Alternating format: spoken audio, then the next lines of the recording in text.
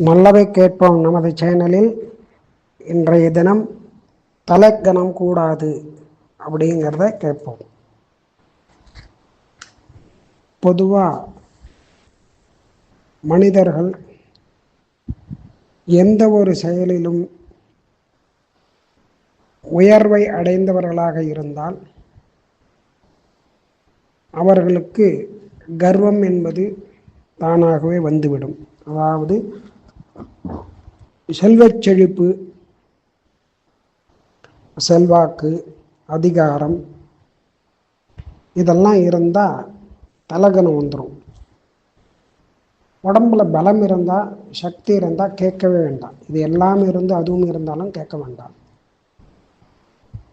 தலகணத்தினால உண்மையான ஒரு ஞானம், அறிவு, உண்மையான யதார்த்தமான நிலை இதெல்லாம் உணர முடியாது.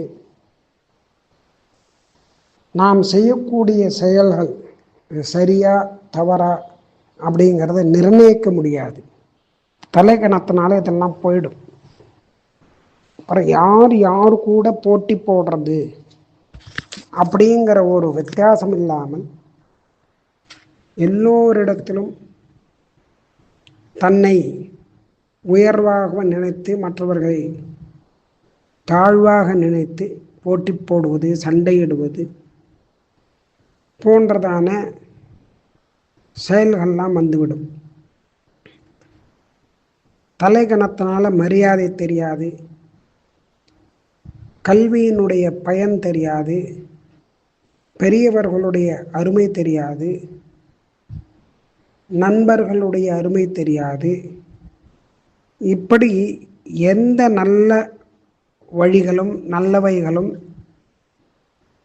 இவர்களுக்கு புரியாது.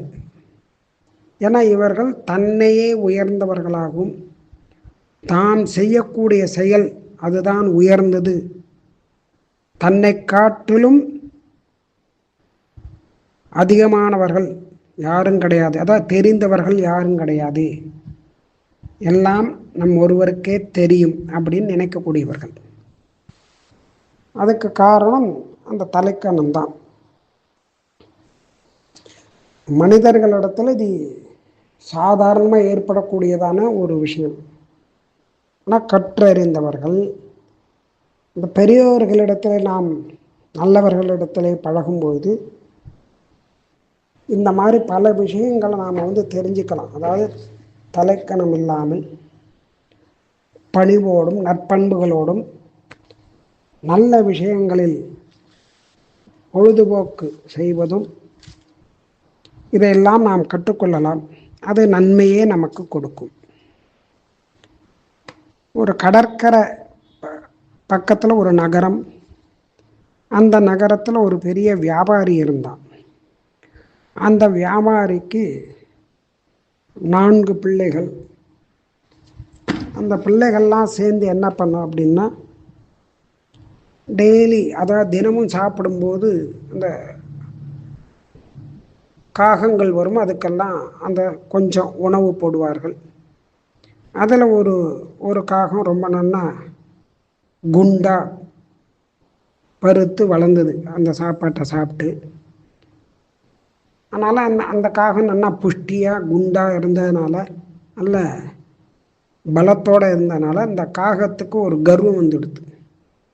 என்னை காட்டிலும் உயர்ந்ததான பறவை இங்கே கிடையாது அப்படின்னு எந்த பறவைகளை பார்த்தாலும் அதுக்கு அதை கொஞ்சம் ஏளனமாக பார்க்கும். எனக்கு சமமான எந்த பறவையும் கிடையாது அப்படின்னு, தகுதியே கிடையாது அப்படின்னு அந்த மற்ற பறவைகள்லாம் கொஞ்சம் மட்டமாக பார்க்கக்கூடிய புத்தியானது இந்த காகத்துக்கு அதுக்கு காரணம் கர்வம்.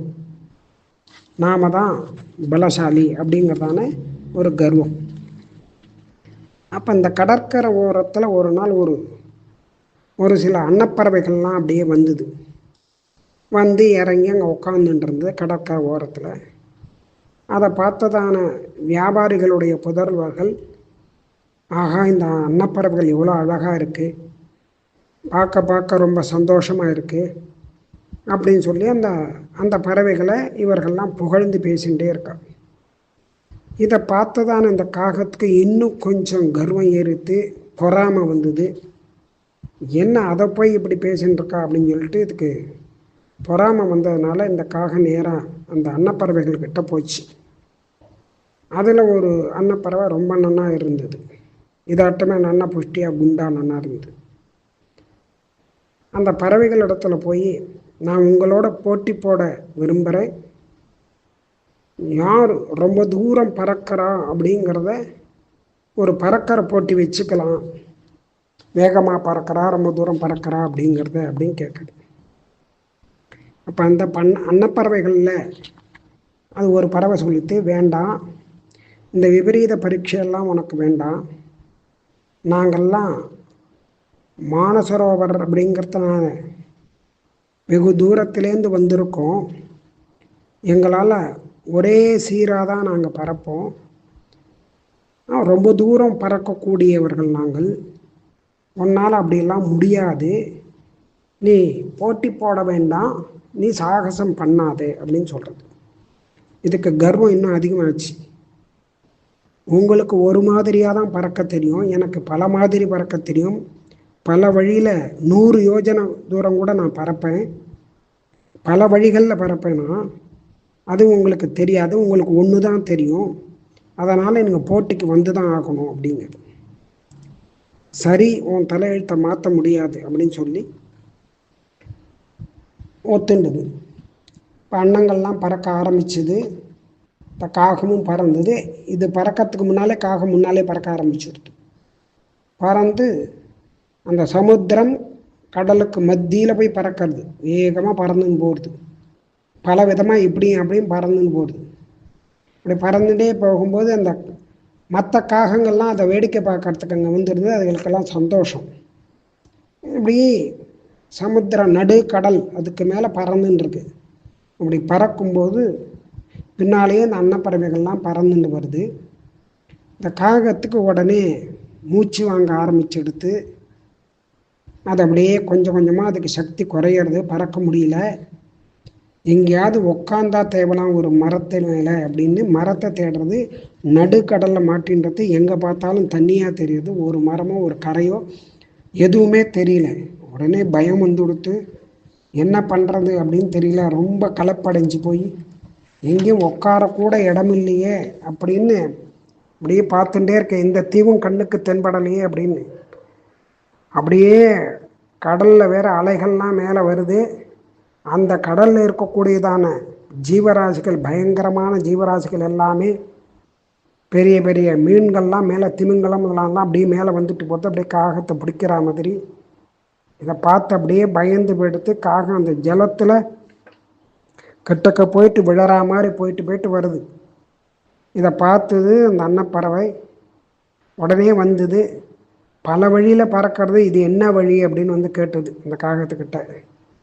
அதுவோ நாம் மரணத்தை அடைய போகிறோம் அப்படிங்கிறதான ஒரு ரொம்ப ஒரு துக்கமான ஒரு நிலைமையில் இருக்கும்பொழுது, ஐயோ இப்படி கேட்குறதே அப்படின்னு சொல்லிட்டு அந்த உடனே காகம் சொல்கிறது, நான் பண்ணது தப்பு தான், நாங்கள்லாம் காக்கான்னு கத்துறதுக்கு மட்டும்தான் தெரிஞ்சின்றவா, அதனால் எங்களுக்கு வேறு எதுவுமே தெரியாது, ரொம்ப தூரம் பறக்க தெரியாது, நீங்கள்லாம் நிதானமாக பறந்தாலும் ஒரே மாதிரி பறக்குறீங்க, நான் தேவையில்லாமல் ஒரு கர்வத்தினால இப்படி பேசிட்டேன், எனக்கு என்னால் இனிமேல் ஒன்றும் பண்ண முடியாது, ரொம்ப கஷ்டமாக இருக்குது, நீ எப்படியாவது என்னை காப்பாற்று அப்படின்னு சொல்லி கேட்குறது. உடனே இறக்கப்பட்டதான அந்த ஹம்சப்பறவை அன்னமானது அப்படியே கிட்டக்க வந்து தன்னுடைய ரெக்கையினால் மேலே தூக்கி தான் முதுகில் உட்காத்தி வச்சுட்டு எங்கே பறக்க ஆரம்பித்ததோ அந்த இடத்துக்கே கொண்டு வந்து அந்த காகத்தை விட்டுது. அது மாதிரி வீணான கர்வம், வீண் கர்வம் கூடாது. நம்ம சக்தி, நமக்கு என்ன அறிவு இருக்கோ, நம்முடைய சக்தி என்ன உண்டோ அதுக்கு தகுந்தாற்போல் நாம் வாழ்க்கையை அமைத்து கொண்டு அதில் பயணிக்க வேண்டும். அதுதான் நமக்கு எல்லா விதமான நன்மைகளையும் கொடுக்கும் அப்படிங்கிறது இங்கே நாம் தெரிஞ்சிக்க முடிகிறது. இப்படி கர்வப்படாமல் நல்ல குணங்களை வளர்த்து கொண்டு நாமும் நன்மையை அடைவோமாக. மற்றவை நாளை கேட்போம்.